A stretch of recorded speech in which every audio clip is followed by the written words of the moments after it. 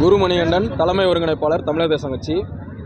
கடந்த 22ஆம் தேதி அன்னைக்கு தேனி மாவட்டம் ஆண்டிப்பட்டி அருகே இருக்கக்கூடிய தெப்பம்பட்டிங்கிற கிராமத்தைச் சேர்ந்த கூலி தொழிலாளியான தங்கமலை என்பவர் நிர்வாணமான நிலையில் ஒரு பள்ளி வளாகத்தில் கொலை செய்யப்பட்டு கிடக்கிறார். அந்த வழக்கில் காவல்துறை ஒரு 2 தினங்கள் கழித்து பல்வேறு அழுத்தங்கள், கிராம மக்கள் ஆர்ப்பாட்டம், போராட்டம் என்று திரண்ட பிறகு பல்வேறு அழுத்தங்களுக்கு பிறகு ஒரு 5 நபர்களை குற்றவாளியாக அடையாளம் காட்டுகிறார்கள். அந்த 5 நபர்களிலே 4 பேர் 17 வயது கூட பூர்த்தியாகாத இளம் சிறார்கள்.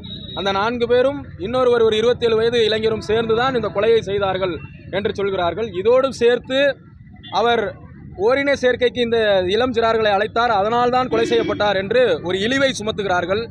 உண்மையிலேயே அந்த தங்கமலை என்பவர் கூலி தொழிலாளி, அவருக்கு அப்படி ஒரு பழக்கம் கிடையாது என்று அந்த குடும்பத்தினர் சொல்கிறார்கள். 8 மாதங்களுக்கு முன்பாக இதே கூலி தொழிலாளியான தங்கமலை வீட்டிலே இந்த இளம் சிறார்கள் கொள்ளையடித்திருக்கிறார்கள். அந்த கொள்ளையை இவர் கண்டித்திருக்கிறார். அப்போது அது காவல் நிலையத்திலே புகார் கூட அளிக்கப்படவில்லை, கண்டித்து அனுப்பியிருக்கிறார். அதை தொடர்ந்தே அந்த முன்விரோதத்தை மனதில் வைத்துதான் இந்த படுகொலை நடந்திருக்கிறது. 2016லும் இதே முத்தரையர் சமூகத்தை சார்ந்த ஒருவர் அதே பகுதியில் தெப்பம்பட்டியை சார்ந்தவரை இதே போன்ற முறையில் இதே சேம் பேட்டர்னில் நிர்வாணமான முறையில் படுகொலை செய்யப்பட்டிருக்கார். அதனால இந்த கொலை வழக்கு எங்களுக்கு பலத்த சந்தேகத்தை ஏற்படுத்துகிறது. இந்த கொலைக்கு பின்னணியில் இன்னும் பல நபர்கள் இருக்கலாம் என்று தோன்றுகிறது. காவல்துறை இதை அவசர கதியிலே விசாரிக்கிறார்கள்.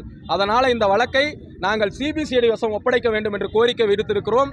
இது சார்ந்து நாங்கள் உயர்நீதிமன்றத்தையும் அணுகுவதாக முடிவு செய்திருக்கிறோம். நன்றி.